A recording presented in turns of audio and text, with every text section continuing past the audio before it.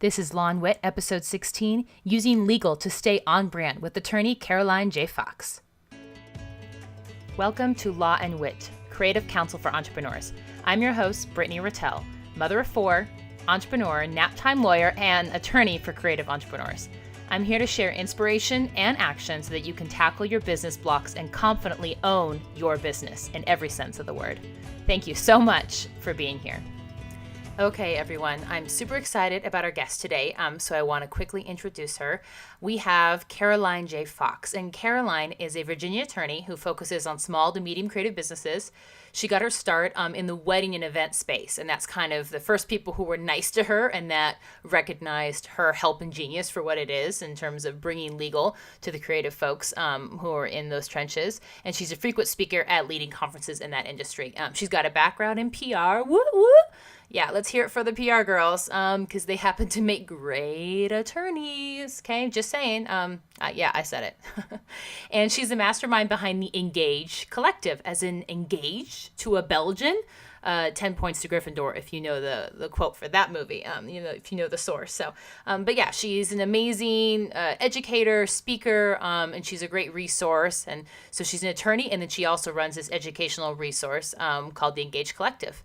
And she's here to talk to us today about ways that you can use legal to stay on brand. And specifically, we dive into talking about intellectual property law, contracts, setting up your business, what happens when stuff get canceled, when businesses go sour. We're here to talk about the highs and the lows and everything in between. So we try to really keep it non-legal nerdy and recognize who our audience is and who we're trying to help here. But we get into some really useful stuff in this episode, guys. I'm not going to lie. So please just dig in. I know it's on the long side because, like I said, we do get paid to talk by the hour. We are attorneys, but it's all good stuff. So, and I went through and handpicked and listened to every little gigabyte of information to make sure that everything in here was something I felt was really thoughtful and that should stay and would be helpful. I will give our little disclaimer. While we are attorneys, neither of us is your attorney unless you want us to be, in which case please seek us out on our official legal websites and sign up for a time to meet with us, and we'd be happy to represent you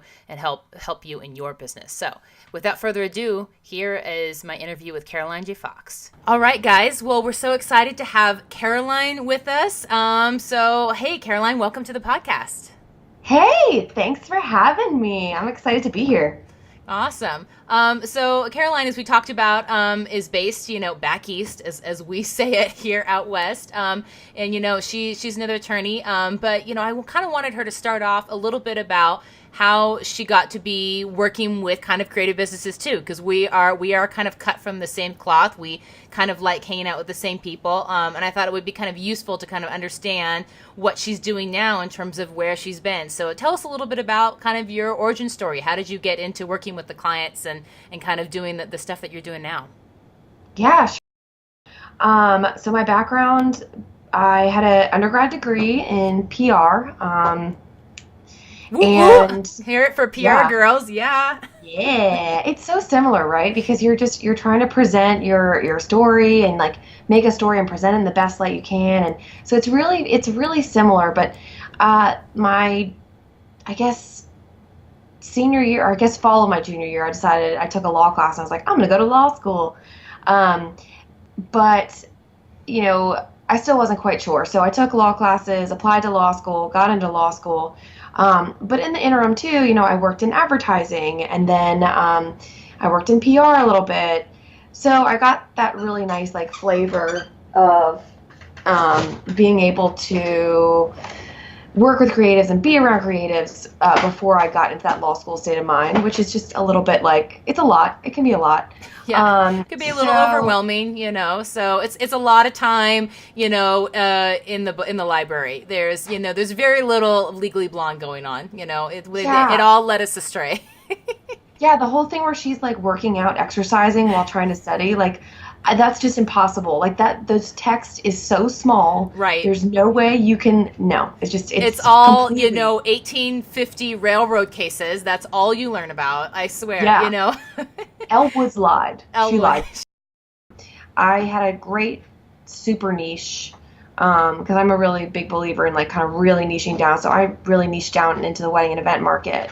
Those are kind of the first people that allowed me to work with them, I guess That you could say. Like, embraced you with open arms. They were like, come here, you can sit with us. Yeah. exactly, exactly.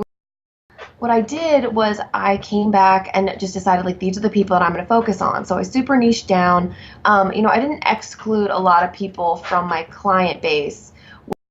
Now I do because I'm like, I just don't want to deal with certain things, and I don't have the capacity at this point to deal with certain things. So I do work with all kinds of creative entrepreneurs, but I got my really like well-known start, I guess, in that wedding and event space. So I get to travel all over, do things like Wedding Wire, lecture at the special event, which is a big trade show in New Orleans. I just got back from Mexico recently, doing a luxury event planning conference. Super fun. Yeah, it was so fun. Oh my gosh, it was really fun. There's so much tequila. But it was, you would walk somewhere and they would just be like, do you want tequila? And I'm like, no, I just want a glass of water. But it's Mexico, that's probably safer. But yeah, I mean, go figure that people in the event planning space would like to party. Yeah, I mean. Yeah, I know. Who thought they would have thrown a great party? Yeah. So yeah, we it was really great, and they've been really, really, that industry has been really, really great to me. So that's kind of like where I am in my law practice. I do a lot of trademark law, a lot of contracts, a few business disputes here and there when we have to, but that's kind of. And as we've talked, I love that your particular background and obviously your experiences gotten you kind of in the trenches with intellectual property. IP is, as us lawyer nerds call it, probably, copyright and trademark as other. When you talk to clients and they don't have, tons of budget in terms of to get everything on their list that you might suggest, where do you usually like to start? With IP?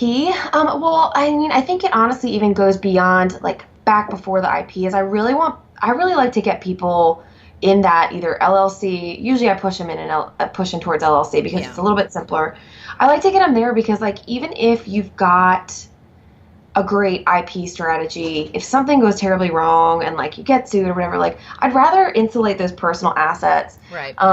Right off the bat. Right off the bat. And if you do have that really kind of small single member LLC, it's really easy to organize yourself. And I don't like to, if there's anything above a single member LLC, like if you've got and plan on taking on investors, if you plan on anything crazy, like, yeah, we need to really spend a lot of time developing a plan and an operating agreement that's going to reflect that. Yeah, but like, a good founder's plan. Yeah. Mm-hmm. Right. But if it's just you, that's a place where we can probably sneak you in and do a little bit less of an aggressive attack there. Right. We don't have to go so crazy. So I'd rather people start there and kind of organize that. If we're in a place where we're already rocking and rolling and we've got like a brand in motion, right, and like we need to really start evaluating, I say like, all right, let's do the trademark search, because if you're, we've got a brand and you're investing a lot of money in it, you need to make sure that like you're not going to get a cease and desist letter and have to rebrand after you buy, right, like, I don't know, $8,000 worth of koozies or something like that. God only knows. Yeah, if you think that it's expensive to rebrand now, how about in 2 years or 5 years or whatever? Right. So, yeah. Right, and then not only do you have to like rebrand all your pens and your website and your domain names and like all that stuff. Your social handles, Your social handle, oh my God, the social handles. Trying to come up with social handles sometimes it's just like, what? But like you have to rebrand all that, but then you lose all that goodwill too. And like that's what it's all about. It's about the goodwill associated with the brand. So like that I think is even more devastating than that like not a tax bill, but that bill that's going to come through to rebrand and do all your stuff. So trying to avoid that I think is the best place to go. And every company is different, like, we always say, but those are your things you got to be responsible about. Right. Up front. Right off the get-go. Yeah, definitely. Yeah. So, no, I think that I think it's always helpful to have backup, when we're talking to my business name is usually probably important to people, and it's usually probably the first thing that meant something to you. That's why you picked it, and it would probably be a huge bummer, if you couldn't, just because you have a domain name or social handles or anything else, or you did a Google search and didn't find anything, that doesn't cut it. Right. Yeah, that's the thing. People are like, I did a Google search, and I'm like, Or they're like, I typed it into the USPTO, like to the search bar, and I'm like, Yeah. that doesn't mean anything. That search is terrible. Yeah. Did you Yeah, look for so anything that sounds similar? Did you do a Boolean search? Did you do, I know. yeah, the list of all the stuff that you have to do a comprehensive search? Yeah. Right, exactly. Yeah. Like translations, that kind of Mm-hmm. stuff. I mean, oh my God, yeah. So but, Yeah. and it is nice. One of my favorite things to do is when people kind of like start doubting me or they're just like, are you sure I need to do this? I like to send them to, like non-lawyer websites that essentially just like reinforce what I'm saying. And I'll be like, here's a bunch of links to other, like not only other lawyers that are saying what I'm saying, but like Forbes or Entrepreneur magazine, like Right. all that. And I send people those kind of links because it just kind of reinforces it. So I think it's always, I don't think it's bad to want a second opinion. Right. I can't fault people for wanting that second opinion because it is, we are making judgment calls. Right. And there's going to be different judgment calls. And sometimes my judgment calls are going to be different than other attorneys' judgment calls. But if you're getting the same information over and over, there's probably a reason you're getting that information. Right. Out of the And there's mouth like, of many witnesses is yeah, exactly. It's is like the if you truth. have like Yeah. 5 people telling you, you probably should. That's Yeah. Yeah, when you get today, I got a question. It was like, is there a really quick and easy way to take care of this like GDPR privacy policy situation? I was like, oh, if there was, it would have been made easy by now. Like Yeah, it somebody would would have have made figured it out. manifest to you. Someone would have packaged it and they'd be making a whole lot of money, but it's not. It's cumbersome and it's ugly and it's a pain, which is why there's people are avoiding it and just wanting to stick their heads in the sand. So, yeah.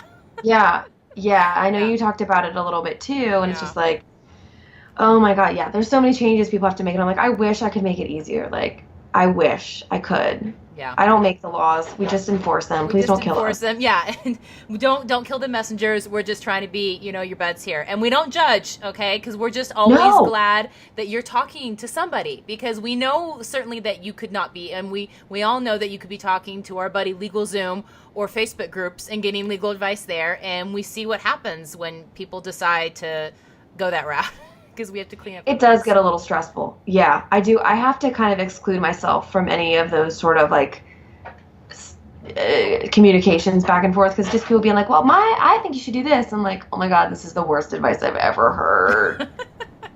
You're like, yeah, that's fine. That's one opinion if that's how you want to live your life. So yeah, True. no, it's true. Yeah, we all understand, and we're self-aware enough. We know that we are not the most sexy part of running a business, but doesn't make no. it any less important. Yeah. for all of Yeah. that. So okay, so that makes sense. Start with the LLC and then probably look at business trademark. What else? What are the other big mistakes you see people overlooking? When they're thinking about using their own content and dealing with other people's content. Yeah, we're on the same wavelengths because that was kind of going to be the next place. When I started hearing you asking this question, that was going to be the next place I go. Is like people don't, if you're running a creative company, I work with a lot of like smaller ad agencies or I guess medium-sized ad agencies too. And some of these agencies are working with Fortune 500 companies and they are agreeing to indemnify companies for their work if there's any sort of like infringement action, right? Right. So indemnification is like saying, okay, we're going to cover your legal fees. We promise we didn't steal this content. But they're not licensing the content. They're literally just going online and like downloading a video and showing it in, their presentation to the company that the company then turns around and shows to their employees. And I'm like, so there wasn't a clearance. Like we didn't have someone to come in who like really knows how to handle this. And a lot of times it happens because small companies are lean and they grow quickly. Like Right. if you're going lean startup model, and you suddenly you land a know big what you client, got like to. you say yes and you hustle and you sign that contract Exactly. and you're like, it'll all be fine. Like just pitch it, make Exactly. it happen, Yeah. Exactly. But if you're signing this like couple $100,000 contract and you're agreeing to indemnify a company that's like a multi-billion-dollar company, you should probably have somebody look at that. Like you need to put the things in place. We're not just playing softball anymore. Like we are playing hardball with the big boys. So Right. it's what's great about the whole entrepreneur culture is that like you do get to work with big brands and big companies and it's really cool. And there's a lot of companies that are trying to utilize small shops now, which is great because they're able to provide a really like quick turnaround with a lot of times a superior product because there's not as much interference being run. But you as that small company also have to realize what you're giving, what you're giving away. You have to make yourself familiar with the law. You can't just be like, oh, I didn't know. Like, I didn't know. That was a thing. I changed 10%. I thought that was okay. I thought as long as you change 10% of the design, you're fine. I heard that one this week from someone. Yeah, and I was like, no. Who came up with the percentages? I've heard of that lately, and I'm just like, that's not a thing. Like, it's not a thing. I don't know. Is some hooligan design professor somewhere is like pushing that out, but it's not. It is not a real thing. I don't even know how you would do that anyway. I mean, it's, I'm an amateur graphic designer for sure, but I'm trying to like insert myself into like in Illustrator and like moving things around. And when do you get to the 10% mark? I don't get it. Yeah, I know. How do you even calculate that? I don't know. I mean, I would say if you change 90%, that's probably safe. That's good. That's a good. That's a much better position to be in for sure. It's a much better number. Yeah. Yeah. So so that kind of thing. Just when you are rapidly growing, when you get to that growth stage, like I get that you're not going to be able to hire a compliance officer if you're like, small. I get that you're not necessarily going to be able to hire somebody to come in and review every single contract if you are a 2-person shop. But like when you're growing and other people's salaries are on the line, you have got, like, it is your responsibility as a business owner, as a business partner, and then as a service provider to like know what's in your contract and to understand what you're signing. And it's your responsibility to your client not to like, don't put them in that position. Right. Don't put them in the position where they have to turn around and say like, hey, we're a multi-billion-dollar company and we're going to have to enforce this indemnification provision against this small company because now we're being sued for $50 million. Right. And it's more of a responsibility thing on your part that you have to take care of. Yeah, for sure. Yeah, no, it's true. So yeah, all really important things to think about, when you're in that important growth scaling stage of your business is, if you want to go after bigger clients, just be smart about it. And, to understand that there are risks that come with rewards and be comfortable with that and understand that, you're still going to have to do some good cost benefit analysis in terms of taking on that business, and just be smart about it. Don't cut corners. Don't put yourself in a position where you have super tight deadlines, because that's normally what happens is that people, I hear it all the time. Well, someone told me they needed this done now, and so I went online and I just found something, and that's always the way it happens, is because... Oh, that's good advice. Because it's the same thing they say in accounting fraud, it's because people have opportunity and there was pressure and, it's like that fraud triangle, and that's when mistakes happen. That's when bad stuff goes down. Ooh, that's really good advice. I think that's really interesting, and that's a really good, I never did like any sort of finance work when I was practicing. I did a little stint during law school at a bigger law firm. We did like bankruptcy and like litigation, civil litigation, business litigation, that kind of stuff. Mm-hmm. But I never did like the financial stuff that goes along with that, or like the M&A that goes along with that. So that's a really I like that. I like that analogy. Yeah, give yourself, well, feel free to use it, but yeah, give yourself that space in your business because, otherwise, you'll probably be called upon to make judgment calls and go directions you didn't want to, and you won't be able to say, to heck with you, so. Yeah. Because now you've put yourself against the wall, for sure, so.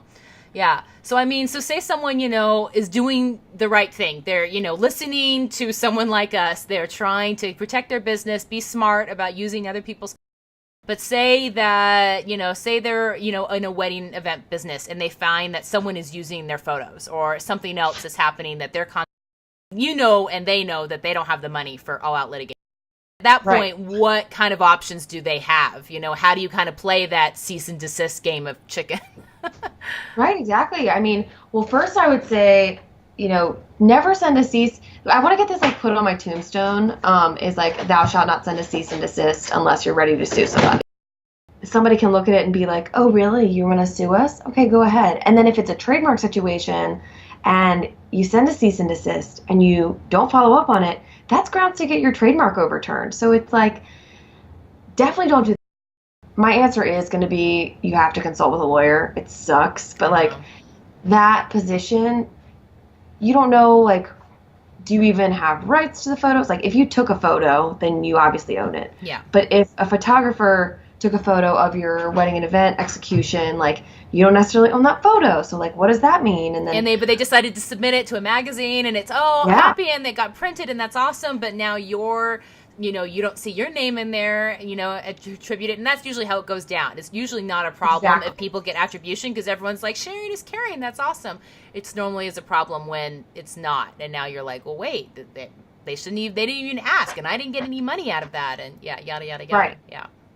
And one of the ways that I do like to work through these types of problems, and it doesn't always work because you don't always catch everybody, or like you may not be confident in yourself enough yet to say that you need this, but especially in the case of a style shoot, you definitely need to have an upfront agreement with like the photographer and everybody else that's involved in the style shoot talking about that. Like that's pretty easy to get.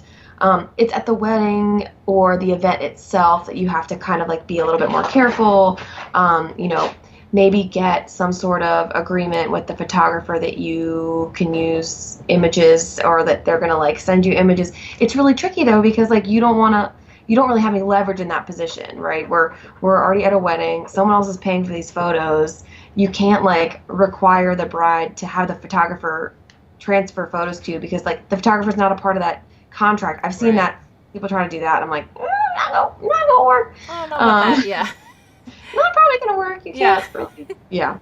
So you don't have a lot of rights in that situation. So I would say just the more you can communicate, the better. And the same thing goes for if you are in a situation where there's a dispute going on, or the possibility of like a client being unhappy with your work, or like something happened, and if you're a photographer, you've lost photos.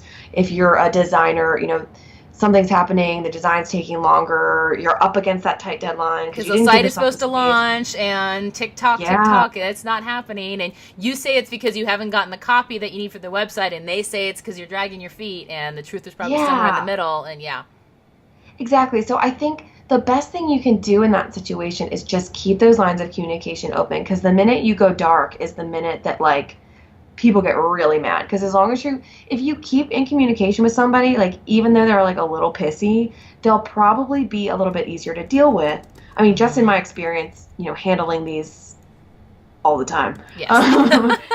Just from your vast experience, to which you could speak of, quite professionally, proficiently. Exactly. Yeah. Just based on that. Yeah. It just, the more you communicate with people, the better. Yeah. I mean, even in my experience as a business owner, if we're not perfect, we're business owners too. Yeah, we're lawyers and we're taking care of stuff, but we're also business owners. I like forgot to pay a bill, and I like had to call them and be like, look, I'm really sorry. This is what happened. I forgot to pay this. Like, I'm sending the check in the mail now. So just keeping in communication with people, I think, is key. Yeah, because people will be reasonable most of the time, but it is when you like you said, it's when you go dark that people's imaginations start to go wild, and then they start thinking like, what is happening? I am being screwed, and just it all starts to build all that tension, and it's hard. None of us like to have those phone calls or those emails where you're like, look, I'm sorry, I am not going to meet that deadline. Like, something has come up, we have issues, we're going to have to talk about how we can fix this. And no one likes to eat crow, but you know what they say, it's a dish best served warm. So you should probably just get to it. Make the phone call. Get to it. And that's part of being a business owner, is like you got to make those tough calls. Like, if you don't want to do that, you can work for somebody. Like, that's fine. Like, that's great, But if you are the business owner or somebody who is like high up in a company and there's a mistake that happens, it's your responsibility. Yeah. No, it's your deal to fix that. So, no, I really like that. Keeping in communication, that's super clear. So, you mentioned a little bit about, working in business breakups. And I know we talked a little bit of that when we were chatting last week about business divorces, as sometimes we call them in the business. And you mentioned a little bit about how you can be avoided, which is by having a sound. People come to you and they do have a partner, they have someone else they're going to work with their business. How do you like to start that process? Do you send them home with homework of things to think about and talk about? And, why should people care? Because I know a lot of people say, well, like, they're my friend, I trust them. Of course, that's why I'm doing business with them. Like, why do I have to be so afraid of? Right, exactly. And like, that's where it all starts. It's all fun and games until it's not, just like marriage. I know. exactly. You're laughing because you know it's true. Yeah. It's like you, before people even come into my office, I've started this now after like 5 years of kind of like figuring out how to handle it. I finally figured out the best way to do it is before people even come into my office, if they're like, hey, we want to start this business together, like, can we come in and talk to you? I send them home. I give them homework. I give them a worksheet to fill out. It's like literally just like a question and answer worksheet that I give to them and say, like, here's your information that you need to be thinking about before you walk into my office. And then that way, by the time you get into my office, we can know the answers to these questions. There won't be any issues with like a conflict of interest, Right. because as the lawyer, we also have to deal with conflict of interest rules where, okay, in a best case scenario, both of those partners are represented by lawyers, Right. and they both come in and they have someone advocating for them who knows business law. In practice, in That the never real happens. world, that literally never happens. Like, literally never. And they're like, oh, you can be our attorney. And you're like, yes, as long as we're all here on the same page, on the same team. But as soon as Yeah. people start splitting up onto different jet skis, now we've got a problem. Like, Yes. As soon as we split, now we have a problem, and now I can't represent anybody. It's like, Yeah. This is why we can't have nice things. yeah, exactly. So yeah, I send them in with those questions like, how are we splitting the company? How are we voting? What does does the money split look like the voting split? Are we doing What happens investing? Yeah. Yeah, what are you investing? What are you putting in? How much money are you each putting in? Can you each demand the other one put in more money? What happens if one of you dies? Like, that's the kicker. And people Or are gets like, oh, divorced if you're in a community property state, that's we are. Yep. See, we're not, but we're surrounded by. So I always, I put that little bee in the bonnets of my clients, and I'm like, I know that you think you're safe now, but let's talk about if you move anywhere else around our state. Literally, Yeah. we're surrounded. Yeah. Yeah, and it's that. So and what we're talking about is like that marital property. I guess they call it community property out there. Is like, if you get married, everything that you have is 50-50. It's on the table. It is on the It table. is on the table. Yeah. Yeah. Even if you like. You're if like, you- if that's you- my even if- business. No, remember, it's our money, honey. It's one. If one of you guys dies, like, where does the business go? Does it go to their heirs, and then their like successors or whoever, and does their successors get a voting say? Like, do they run the company with you? You don't know their husband, you don't know their wife, like, so those kind of things are what we talk about in advance. And a lot of time that kind of like siphons out the people who would have problems in the first place. And not in a bad way, not saying like, oh, they shouldn't be in business. Like, it's just like, it's things that people haven't thought about. Right. And that really is what you get when you do work with a lawyer or someone who like knows your industry, or they get where you're coming from, and they kind of get the way that people deal with each other in your industry. So you don't get this super severe agreement versus, an agreement that might not be severe enough, because the person's familiar with whatever kind of situation that you're walking into as a business owner. And like the that norms, Yeah, they would know, like, hey, if you're doing like a sponsored post with someone, it's pretty normal that you're going to offer this. Like, that's a normal thing for a brand to ask, especially at this price point. And then a blog, not weird, or like a licensing agreement. People don't know that, like, hey, a 5 to 10% that's a really great royalty percentage. You should take that. That's a good deal. Go for it. You don't get more than that unless you're Disney. You're not Disney, so you're not going to get more than that. Yeah. If you are Disney, you should pay us a lot more than you're exactly. So that's a different conversation for another day. Yeah, definitely. Yeah. Right. So like getting those people that kind of like know those norms, I think that's where we kind of provide that like better fitted service to the small business owner, because you don't want to be going relying on robots necessarily for everything. I mean, I think they're really great, and they can be really, really useful, especially in doing things like automating certain agreements or making things easier to fill in. I use like software where I can fill in a contract really, really quickly, and then I go through on top of that and I make other edits for the client that are specific to what they need. Right. And that helps me bill at lower at lower cost. Right. And provide, client. good service, good quality product. But, there's a total balance of the efficiencies. And we see that, when I talk to clients, because, they'll ask a lot about, well, what about using this software or, using like a, project or client management system with that. And I'm like, yeah, that's great. Just make sure you have a good, decent contract, because I've seen some of the ones that come with, some software. Oh my gosh. I know. And you've seen them too, and you're like, I know it looks short and pretty because it's short and it doesn't have enough in it, a one page.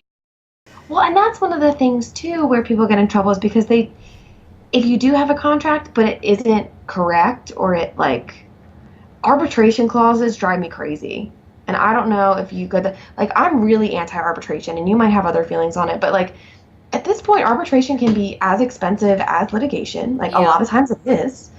And if you're a small photographer, you really want to be able to go in and go into small claims court, file a really quick, small claims warrant and debt, or whatever you call it wherever you are, and recoup fees based on your contract, and then leave. That's a great option. You don't want to go to arbitration for that. And if there's something that we need to mediate, we can mediate. That's cool. But people don't recognize, they see arbitration and not knowing any better because they haven't really necessarily consulted with somebody who knows their industry or their type of business, or what kind of business they're running. They see arbitration, they think oh great, it's not litigation.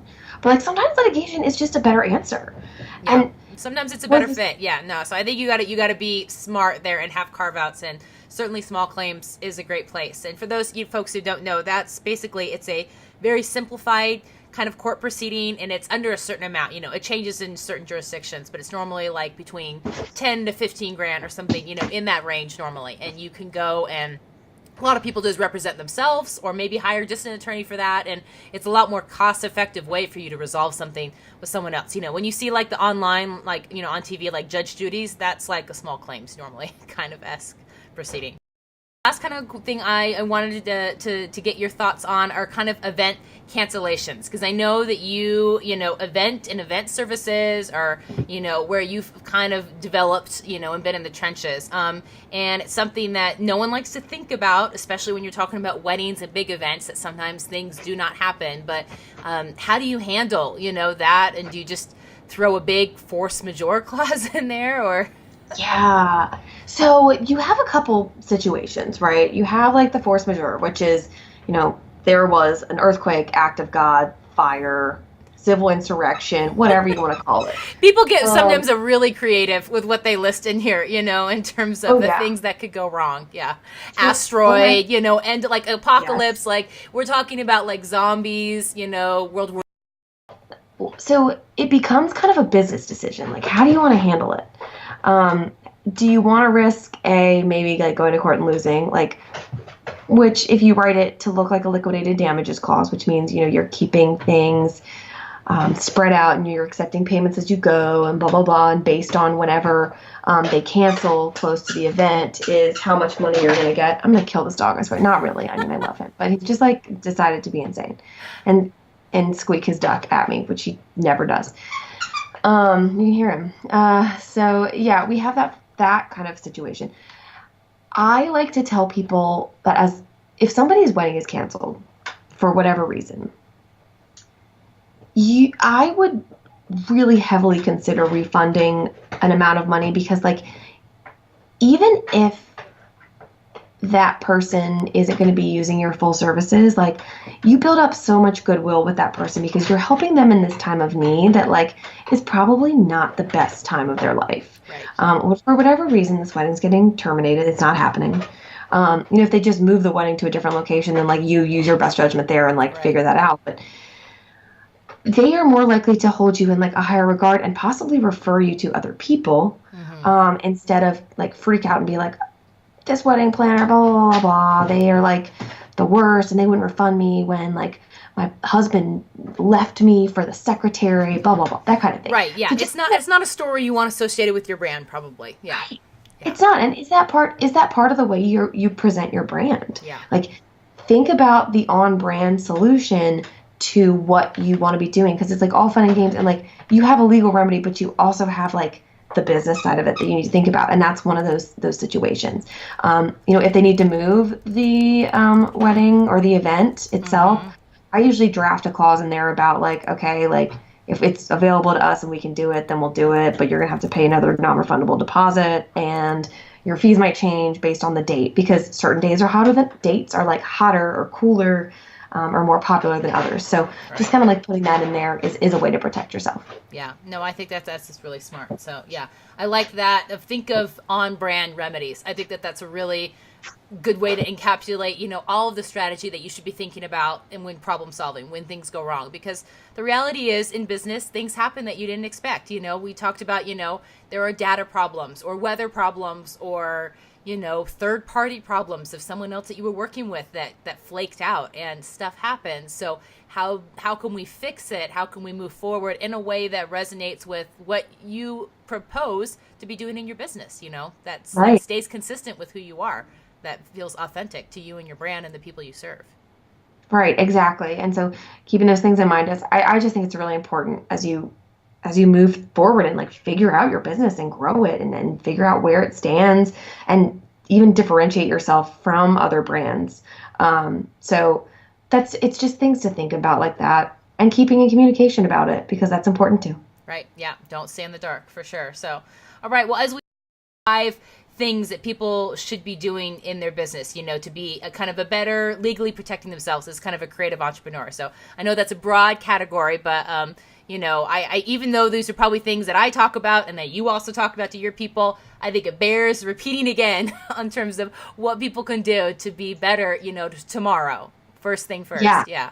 No, absolutely. I think that getting yourself organized as some sort of limited liability entity, if it's possible, if that's in your budget to do that, just do it, because it saves you so much money in the long run. I had a case recently where I was trying to pierce a corporate veil, which means essentially go through the LLC and get somebody's personal assets, because they were being very sketchy. And I thought that I could maybe do it. We were like really trying to get in there, and I thought but they just wouldn't let us. Like, it's really hard to get through that corporate veil. So if you want to protect yourself, like, I really, really recommend that. Get that LLC, guys. Get that shield. Yeah. Get that bubble. Put it up. Put up the wall. Okay. Put it up when you can. It's so worth it. The next thing I would say is look at all your contracts and make sure that you just haven't like hobbled something together. Look at, like, just read through it. Make sure it makes sense. If you can't necessarily go and talk to a lawyer at that point, or maybe like purchase a template, like, or anything, like, just look at your contract and read it and make sure you actually understand what it says. Make sure everything in there is applicable to you and like makes sense.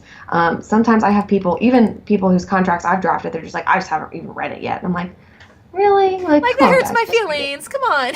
I know. I'm like, I spent like 2 hours on this.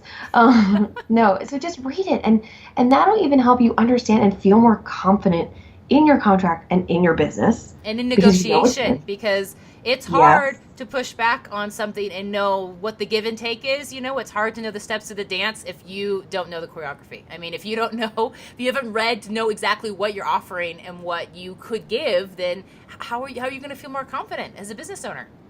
Absolutely. Absolutely. Well said. Then I guess, so the next one would be look at your brand and evaluate the trademark situation. Is it something you can protect even? Is it something that someone else is using? What's the likelihood of you getting the cease and desist, like that awful thing? And just evaluate that, see where you are. Number 4 would be make sure you understand copyright law. Watch a bunch of YouTube videos, because there's a lot of videos that are going to explain it to you. I mean, if you can't go in and get somebody to come in and say, yes, you can do this, no, you can't do this, like, this is how we get around this kind of thing, make sure you have at least a basic understanding of what it means to share, like create and share content. And then last, I would say this might be like a 2 to 3 step thing or like three-part thing, but make sure your terms of service and your privacy policy are up to date on your website. Amen, Yeah. people. At this point, we're going to say it. Every single person owning a business with a website, which is all of you, need to have this on your website. Yeah, and it's not just the GDPR. No. There's the California, I think it was 2003, the California Online Privacy Protection Act. Technically, everybody, like, you need to have that privacy policy in place. Someone So is it's not, buying your stuff from California. Someone is. yeah, So, ergo, it applies to everybody, guys. Like, it's exactly. 2018. It's happening. You guys are not, no one is getting off the internet these days. You're only getting more. So, you got to have them both. You got to have them in your footer. They need to be somewhere where people can find them. I know that no one is going to read them. We're well aware of that, but they have to be Yes, there. no one's gonna read it. Hide like a product code in there. It's Yeah. like if you read this, you can have like 10% The off. code It's is like pineapple, crap. Yeah. Yeah, exactly. Seriously. But have it there, and then like be able to direct people to that, and make sure it's up to date, and make sure like also make sure that just make sure it's right. Don't just put something up there and slap it up there and say like, yeah, here we go. Make sure you have an accurate privacy policy, terms of service that has all of your information in it. That does what you do and that makes promises that you can actually keep. That's I Yeah. think I see a lot is that people are like, I would never share your information, I would never get it away, and then we're like, well, You except do what? every day. Yeah, you do every day. Do you have Google Analytics? Check. Do you use an email marketing Facebook manager? Pixel. Check. Yeah. Do you have lead pages or ClickFunnels or all of these other tools and plugins that need people's information to do what they do? Then check. Yeah, you actually are sharing your people's information with all kinds of people all over the place. Yeah, So, yeah. exactly. So, and sometimes, I almost wish in those situations, I'm like, is it better for just people not to do? No, and it's not better for people not to do it. But like, sometimes I'm just like, oh, I feel like it's worse when you're not doing, when you're like essentially misstating Right. what you're collecting and how you're sharing. So, Yeah. yeah, make sure you've got all that in place. So those are my like, I guess, top 5 things to Yeah. do. Just get all that straight. Get Look all at of it all. that. It takes reading. Like you got to sit down and read stuff. Yeah. Sorry to give you guys homework, and we're going to give it to you straight. That's what we're here for, okay? We Yeah. don't want to waste your time. Exactly. We don't waste time here because we know how valuable time is because we bill in 6-minute increments. Exactly. There's no one who appreciates time more than lawyers, okay? Who get paid by it, people. Yep. You can take that to the bank. So, well, Yes. Caroline, thank you so much for joining me tonight. Where can people find out more about you? As we talked a little bit about the way that the law works, for trademark and federal issues, trademark and copyright, we get to work with people all over the country, which is really great. For some other issues, we have to kind of stay with the people in our state. But then there's a lot of stuff in between. So if people like working and hearing from you, which I'm sure they do, where can they find more about you? Yeah, absolutely. You can visit my law firm website at C as in Caroline, J as in Jessica, foxlaw.com. So cjfoxlaw.com. And then if you're in the wedding and event industry and you're interested in just like reading about how the law affects your wedding business, or maybe like seeing, we post videos, we we do templates and guides on how to operate your wedding and event business. We're online at engagelegal.com. So like a ring engaged, like kind of play on Very words. clever. Yeah. I see what you did there. Yeah. Yeah. Yeah. So fun. Engagelegal.com. You can find us there. We've got all that information. And you can also follow us on Instagram at engagelegal. So That's where our creatives are. They're on Instagram, so that's where we are too. We want to be where you guys are. exactly. And I don't have a lot of times my speaking engagements are all in the wedding off season. So it's gearing up. We're in big wedding season now, so I don't have another one until like next off season. Yeah. So I'm not going to be anywhere cool soon, but keep an eye out. And the next time I travel, if you're in that area, let me know. Yeah, stop in, say hi, say like, hey, Yeah. I know you. I heard you on Brittany's podcast. There you go. So Yeah. don't be a stranger. Yeah.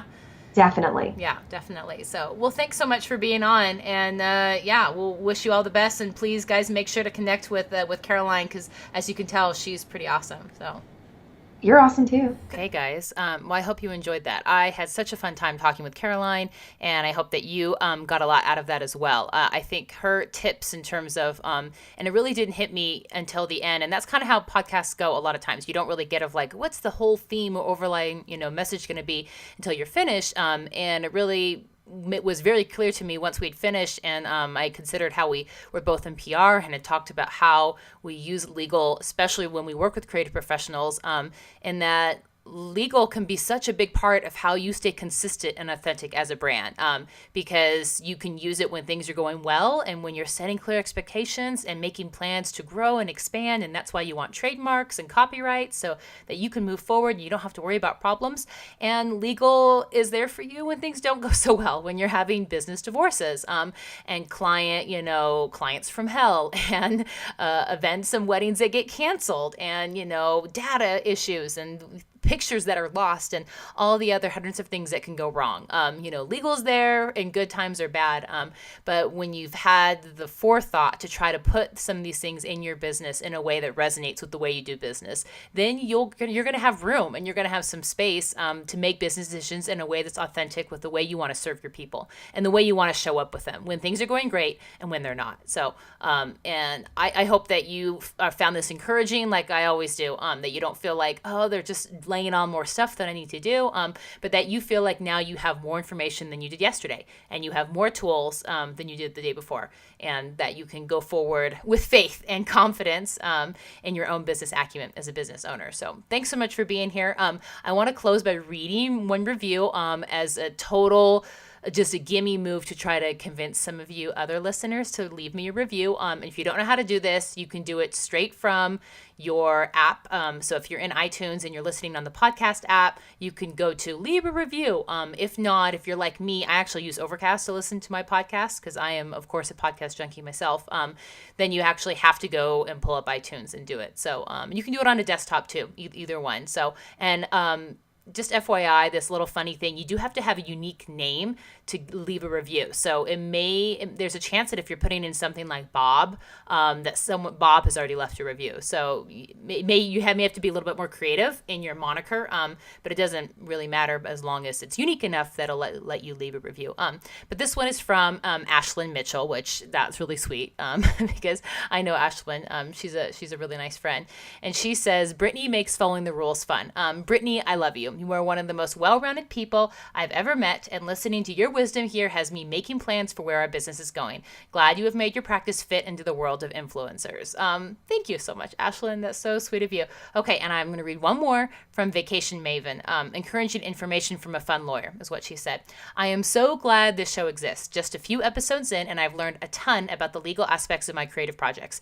Brittany delivers loads of varied advice, and she really does it with wit and flair. And best of all, I leave feeling encouraged, not scared or intimidated. Thank you, Brittany, for sharing your wisdom in such a positive way. Thank you guys so much for leaving reviews. It's really sweet to get direct messages, and when people get on my lives and say that they're liking the podcast or email me, those are all really great things. They help, fuel me, fill my bucket, and keep me going and saying, yeah, this is still really worth my time and the effort to do the podcast, because I do it all on my own still at this point. But in terms of me helping use the podcast in my mission, which is I want this content to get out to more people who are just like you. Creative entrepreneurs, small businesses, micro businesses. I don't really like that term. That makes it sound like super tiny. Solopreneurs, but you guys know who you are. But I bet you have 5 friends or 1 friend or 10 friends who are similar to you, who have questions, who have been stressed by stuff, who have been confused, who have found conflicting or bad information online or from other sources, and have not felt like they had a good resource to go to. And I hope that you will help them find his in a couple of ways. The first is by leaving a review.